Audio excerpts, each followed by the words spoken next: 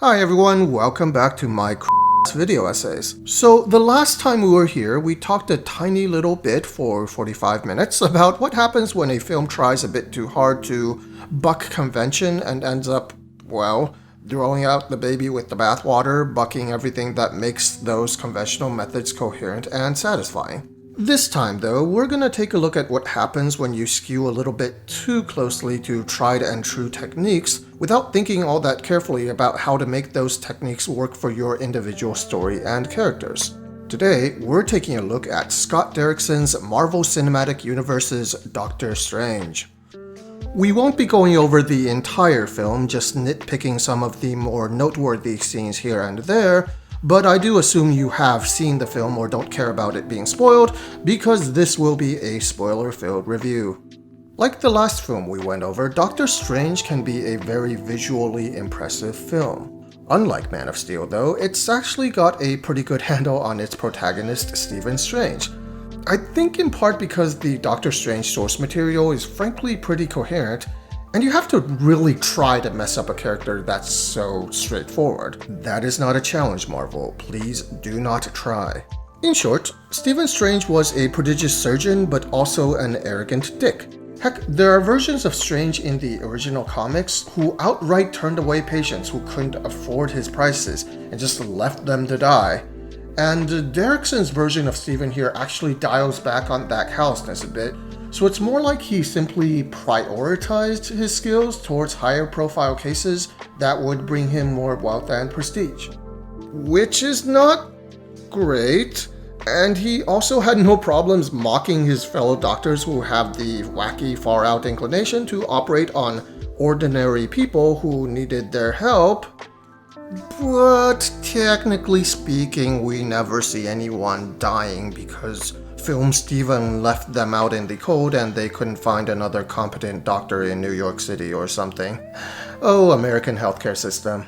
We're all So our MCU version of Stephen Strange obviously shares a lot of character beats with someone like Tony Stark, just not quite as many war crimes. Both characters go on a journey of self-betterment, but for Stephen it's a little less about earning penance and more about learning selflessness and sacrifice.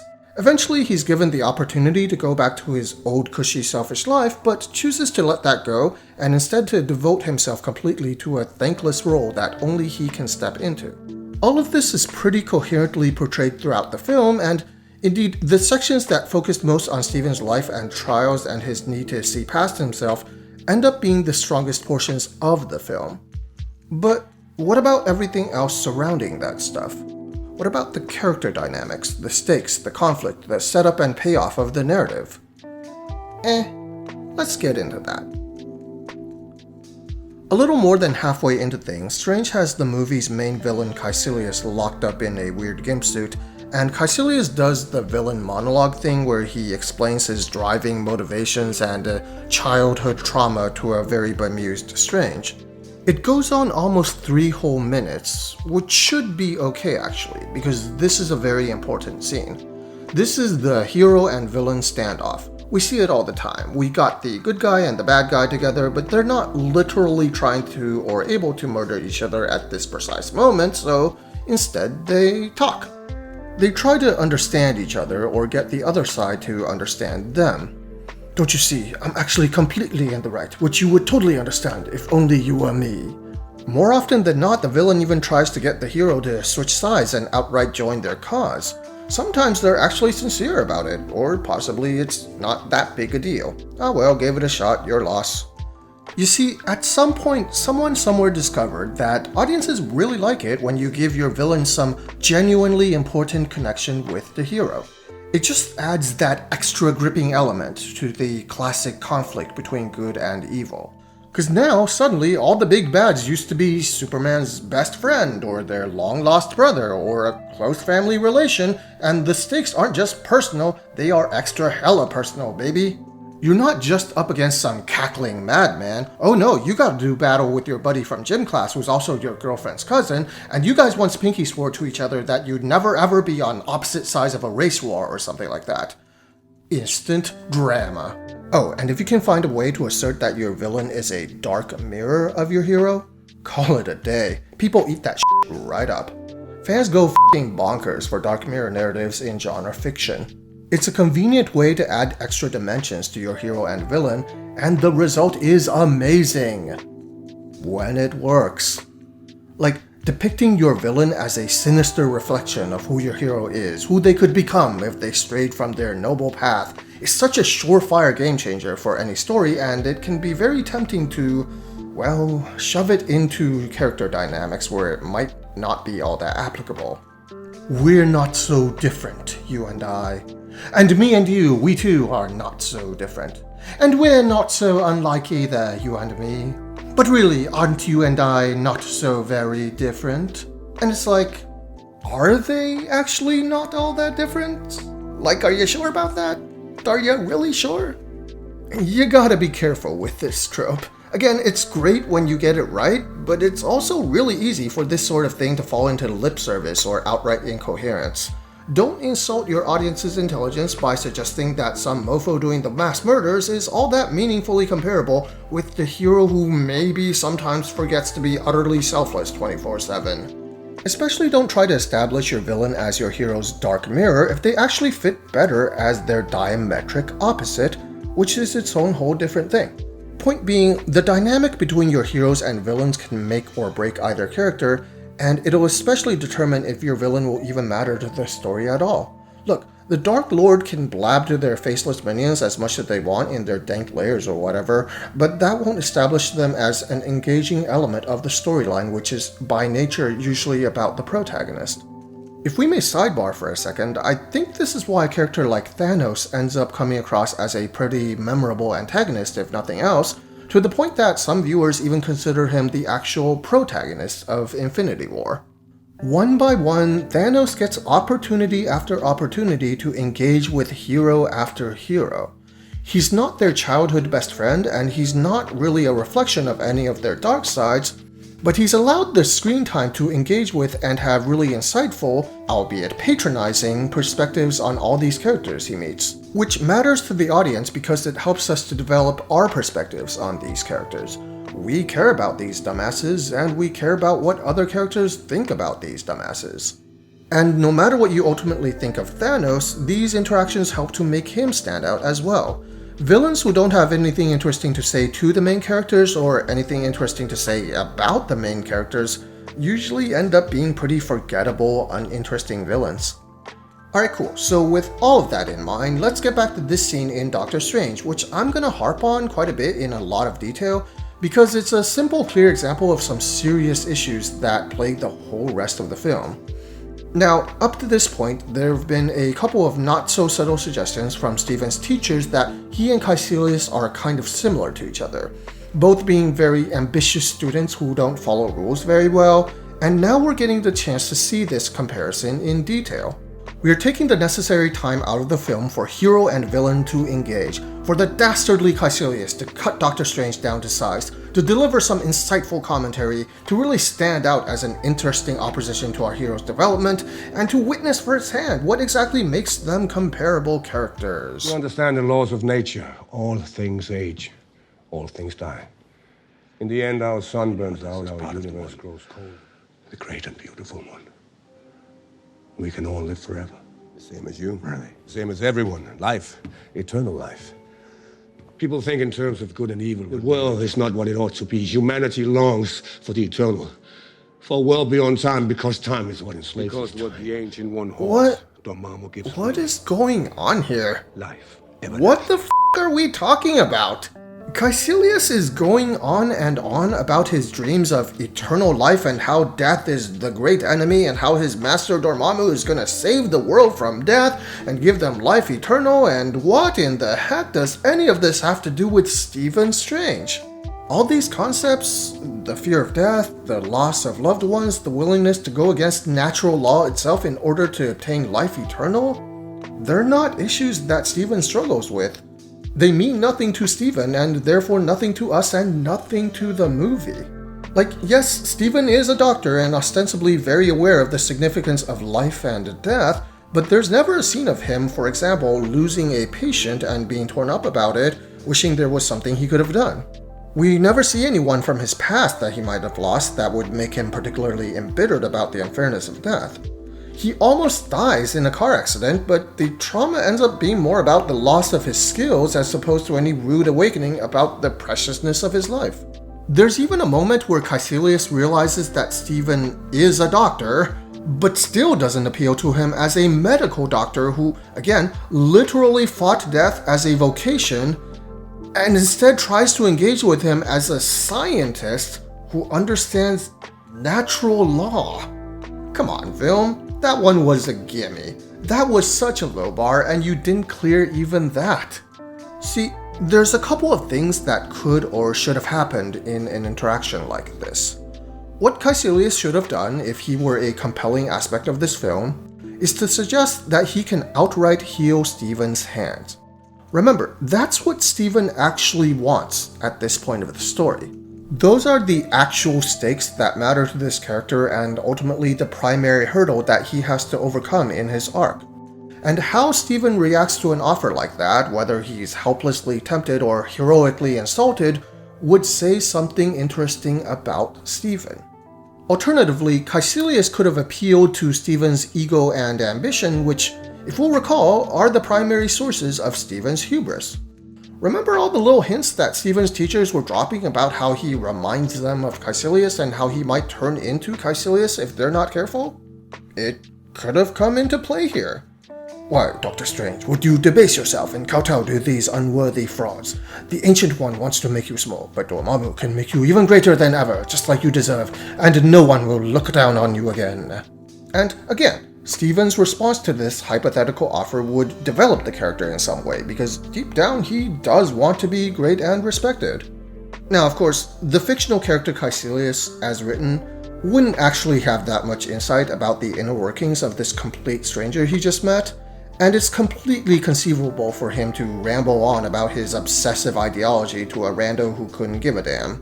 Yes, unfortunately, in real life, not everyone you butt heads with is going to be an expert on the dark recesses of your soul.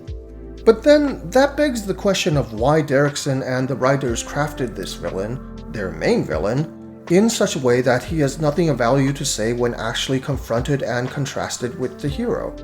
I mean, the Ancient One also never met Stephen before he came to her, and she still knew about him. There's no reason that couldn't also apply to Caecilius. Instead, the only thing we find out at the end of this 3-minute conversation is that Stephen isn't interested in eternal life, but we already knew that 3 minutes ago. We're not so different, you and I. How are you two at all alike? And it can't just be because you're both, ambitious or something. That's not a character reflection, that's a LinkedIn profile. Here's what happened. The filmmakers were aware they should put in this hero-villain interaction at around this point of the script. That's just what you're supposed to put in your script at around this time, right? Them's the rules of filmmaking, and you gotta follow those rules. YouTube said so. Well, first of all, they're more guidelines than rules, and secondly, you still forgot to make those guidelines/rules relevant to your character and their story. Their script outline said, now Dr. Strange confronts Caecilius, who explains his motivations, and that's kinda where their process stopped. The job is done, right? The hero has engaged with the villain. Moving on. The end result is that no one put any thought into what Caecilius would actually say to Stephen in this pivotal section that they're only writing because of a writing guideline. And then this weirdo feels like a villain from a whole different film who's speaking that film's dialogue instead of this one. And really, these characters could be talking about anything whatsoever.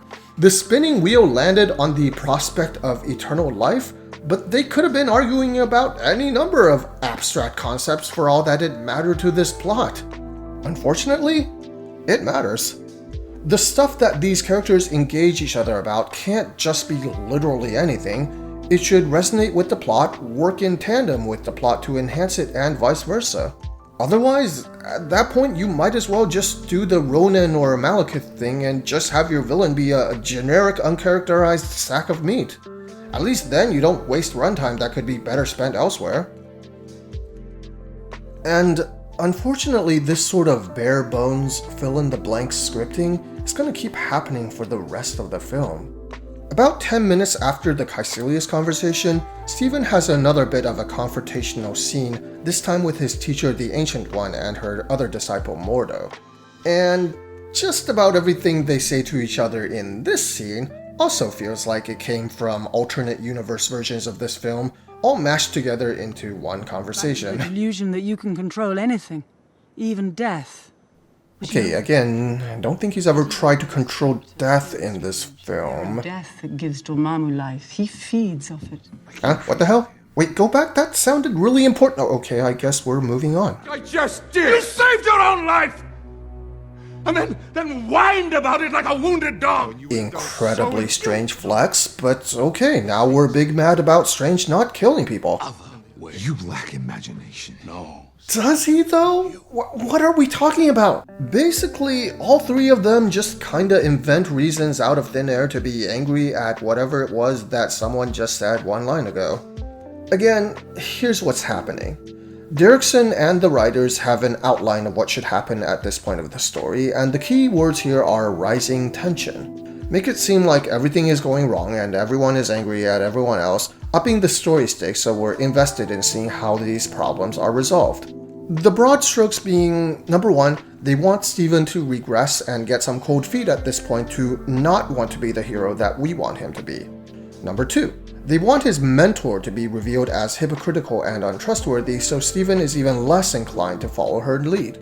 And number three, they want to sow the seeds of a future antagonist by having Mordo, their ally, start to break ranks. Significant things are happening to all the main characters right now, and it sounds like a lot for one single scene to cover, but it is doable if they played their cards right and portrayed these dynamics in coherent and compelling ways. Yeah, no, they don't do that. The thing is, Stephen has always been very upfront about the fact that he's only learning magic to heal his hands and not doing so to be a hero, so him not wanting to be a hero here isn't actually a regression. You can't get cold feet over something you didn't want in the first place.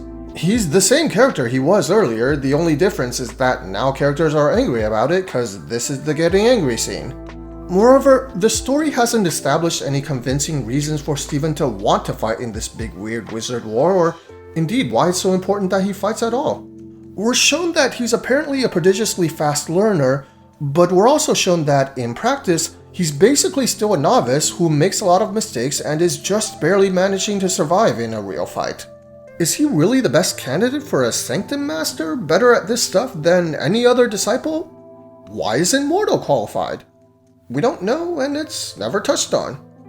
So in the end, the film has Mordo resort to calling Stephen a coward for not wanting to get involved, and it's like, come on film, is that really the best you got? No matter how selfish he was, the guy was still a neurosurgeon who saved lives under pressure on the regular, and has been nothing if not proactive throughout the film. Cowardly he is not. Once again, none of these lines say anything about the characters, they're just filling random insults into the dialogue and moving on. There's also this revelation that the Ancient One drew power from the Dark Dimension to stay alive for as long as she did. The purpose of this reveal is to show that our hero's wise noble mentor has been breaking her own wise noble rules, so clearly she's untrustworthy at best and at worst outright responsible for Caecilius' plot. After all, why should Stephen or even Mordo listen to anything she has to say if she's willing to lie about something so important?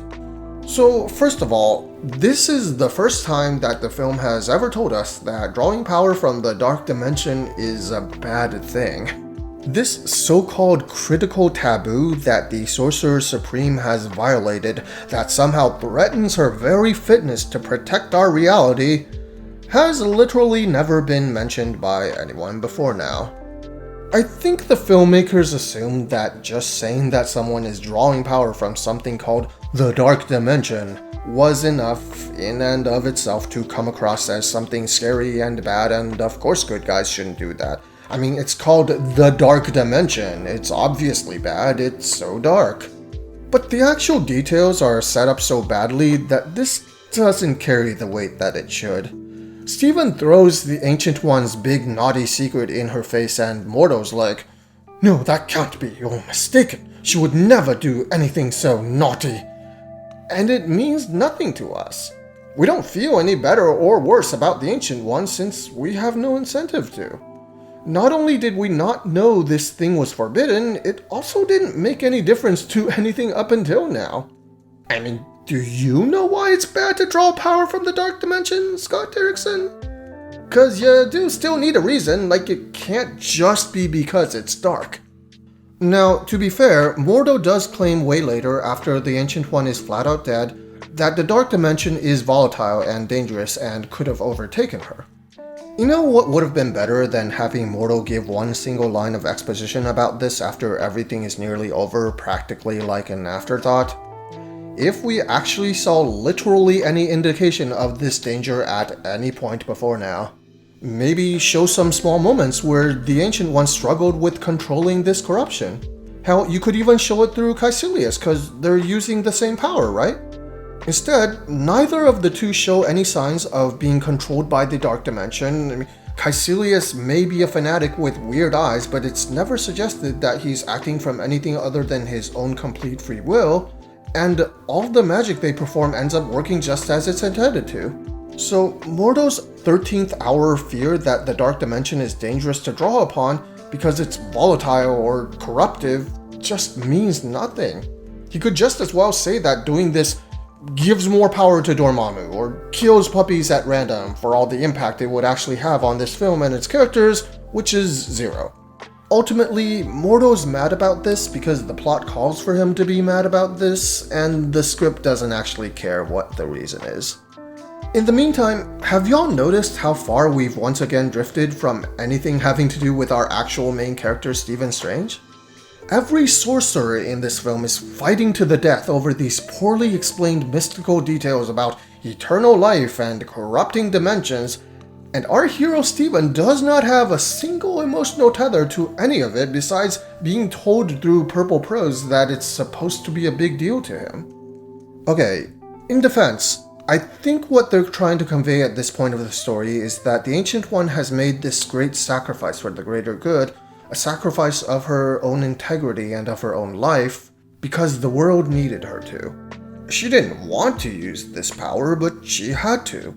And this is something that Stephen needs to learn, an ideal that he needs to aspire to let go of his own needs so that he can take up her mantle of responsibility.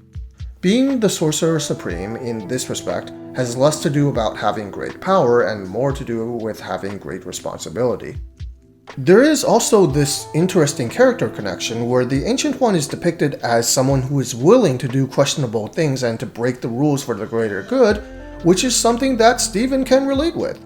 This sets these characters apart from Mordo, who's too rigid and uncompromising. Indeed, Stephen is only able to end up saving the day thanks to this ability to think outside the box and to try something very questionable, knowing that the ends will justify his means, which is something that Mordo wouldn't have been willing to do. These are coherent character elements, but they don't really resonate as much as they should because, again, the actual rules about what's right or wrong or natural or unnatural and the consequences thereof are just so random and weightless and mad-libby. It's hard to engage with this setup when the bad things that Stephen and the Ancient One are forced to do for the greater good don't really come across bad. It's classic telling instead of showing.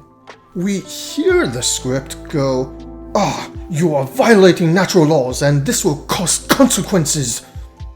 But there's no weight to that concept because their actions don't cause consequences and only lead to good things.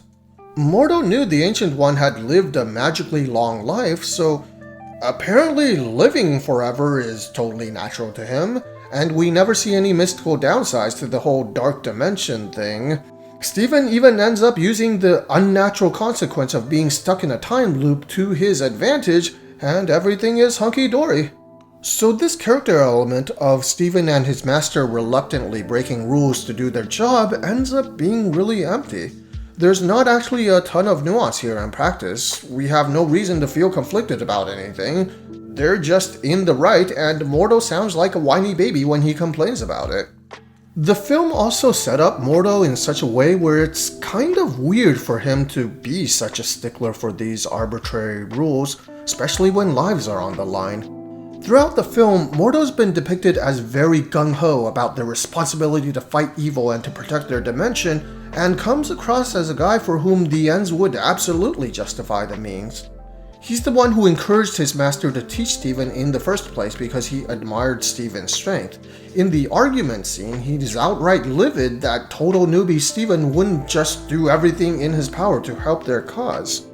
Now, is it possible that Mordo's just such a special case of lawful stupid that he'll preach about doing whatever it takes to do this job and then just wag his fingers at other people when they end up doing whatever it takes to do this job? Because he's just so blindly fixated on this nebulous concept of natural law above any ethical or practical considerations? I mean, I guess, but that really calls for a degree of subtle character work that this haphazard writing process doesn't support. The film even ends with him deciding that it's so bad for sorcerers to do unnatural things that he uses his sorcery to steal someone else's sorcery, because I guess that's just the right amount of natural for him? It's just not very coherent. Again, and I know you're probably as tired of hearing me say this as I am of saying it, but Mordo's mindset doesn't actually matter that much as far as the script is concerned. The film wants Mordo to end up being a villain, so everything he says and does, whatever he thinks is natural or unnatural, is just conveniently going to end up being whatever it needs to be, whether it makes any sense or not, to get him to that endpoint to conflict with the good guys. On the surface, Mordo definitely checks off a lot of the character traits that compelling villainous foils usually display. Remember all those tropes we were talking about 10,000 years ago? About how bad guys with some sort of strong history with the hero or some other type of thematic, reflective character connection with the hero makes them really engaging to an audience? Well, that's all here with Mordo, very deliberately so. He was Steven's ally, they both trained under the same teacher, they just have opposing views on what a sorcerer should or shouldn't do. Like, the contrast between Caecilius and Strange ended up being balls. It was nothing. It was gibberish about eternal life and the badness of death, and one of them was obsessed about it and the other couldn't give a shit. On the other hand, Mordo as a dark mirror to Steven is a little more coherent. The dichotomy here is one between order and chaos, between devotion to natural law versus a willingness to break those laws.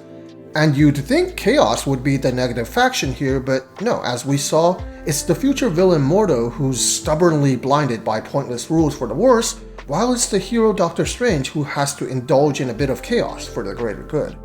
Which is a cool subversion. Unfortunately, as we also saw, the writing in this film at least is just too messy to give this dichotomy any weight, since what's considered orderly or chaotic is just actually chaotic here.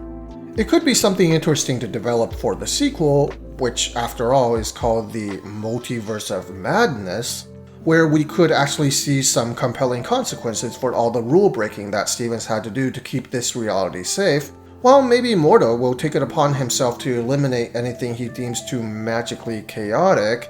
Pay me, Marvel. But we'll have to wait to see on that front. There's one other problem with using characters like Caecilius or Mordo as they stand as dark mirror counterparts to Steven. And that's the fact that the character Stephen Strange kinda already has a very prominent darker reflection who we did examine to a great extent. It's this guy right here. Doctor Strange's worst enemy should be himself, his past inclinations, his old selfish nature. And again, this film really does come alive when Steven's forced to deal with this fact. That's what his story is actually about.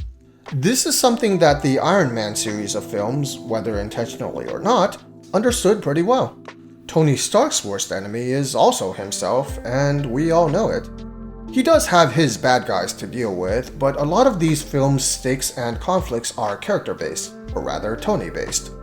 Even his bad guys tend to represent facets of his past life that he can't seem to escape from, or else they come across as more extreme versions of Tony Stark himself. Look, whatever you or I might think of the Iron Man character, on a purely technical storytelling level, these films get it, and it is something that the Doctor Strange films should probably take some cues from. All this expository stuff about pseudoscience and fake magic dimensions is fine if you can squeeze some interesting world building out of it, but at the end of the day, they have to mean something to your character. If you do not establish why your characters would care about these topics, if you do not establish why these things would meaningfully affect their character arc, they might as well just be blank. The climax of Doctor Strange, the whole "Dormammu, I've come to bargain" sequence, is probably what people usually remember the most about this film, which is understandable. In a genre that's usually about powerful people overpowering other powerful people with their powers, the whole concept of a plucky trickster having to outwit a cosmic entity way above their power level is a refreshing twist, not something you tend to see in these action-packed films. And you know what? Thank God that they did in fact set this twist up a little bit by having Steven experiment with the time doohickey throughout the film so that this whole time loop trick doesn't come entirely out of nowhere. Instead, it only comes a little out of nowhere. Most of this is pretty solid. Steven is breaking natural law in a controlled, calculated way, and he's potentially risking his own life to this painful time paradox, all in order to save everyone else. In this endless moment, he's realizing that it is absolutely not about him, but about what he can do for others. This finale climax scene is memorable. But you basically don't have to remember anything else about this story to remember this scene. The only elements that matter and give the scene any context, like Steven conveniently having a time doohickey that controls time, aren't tied to any meaningful story beats and mostly feel like they came from a different draft of the story. Like, there is a device that manipulates time in this movie, and yet no one really cares about it. So there's this weird feeling of this confrontation belonging to another story as well, as if it's somehow detached from everything else that happened beforehand. Nearly anything could have happened in the previous hour and a half of this story, and it mostly wouldn't affect this climax. Steven, Caecilius, Mordo, the Ancient One, Christine, these characters could have had any relationship with each other, agreed or disagreed about virtually anything, had their arcs flow however which way, and you could still keep the entire Dormammu confrontation as is and it would still be just as clever. It almost feels like there should be some version of this film where Steven's relationship with time and even time manipulation plays a bigger role. For instance, instead of there being this extra tidbit about how you might give up your use of magic to heal your body, Steven's dilemma might originally have been that he might just completely reverse time to back before his injury, but then ends up choosing to accept the present and to move forward instead. I'm just spitballing here, but it really feels like there's a version of that film that ended up being abandoned somehow, except there was still a mandate to have the time stone in the film that we did get, and all the recurring motifs about time are still here, and so the film that we do have feels a little like a couple different films cobbled together. Looking back on the narrative structure of Doctor Strange, it's almost funny how very methodical and systematic everything still is. Regardless of how many rewrites this story might have gone through, the filmmakers still clearly went to filmmaking Hogwarts where they did learn how to set up their story and where certain story beats should be. Here's the intro, here's the conflict, here's where you remove your character from their familiar settings. Now we should have an exciting sequence to break up the pacing, followed by some contemplative immersion to give the characters and audience a chance to cool down. Ooh, the villain's doing something. A bit more action, a bit more contemplation. Action scene, contemplative scene, action, contemplative reaction, rising action, somber reaction, climactic action, climax, contemplative ending. These sequences follow a very rigid, uncompromising tick-tock rhythm to make sure every little scene elicits the exact engineered response that it's going for, like a mathematical equation that you input into a computer to generate code or whatever, I don't know what math does. I mean, these are good things. Your story should totally utilize good pacing techniques. You should totally retain and apply the stuff that you learned at Filmmaking Hogwarts, which they teach for pretty good reasons. You also simply have to balance that with some stuff that you can't, as far as I know, learn in a step-by-step how-to guide. I've been calling that stuff thematic coherence or engaging stakes or what have you. But the point is that you can know all the mechanical details, but none of this is going to write your story for you. Without a clear, insightful understanding of how all these elements of your film relate to one another, you're basically just filling in random nouns, verbs, adjectives, whatever, into a predetermined, pre-written Mad Libs page. Mad Libs can be fun, but they tend to make for very strange movies.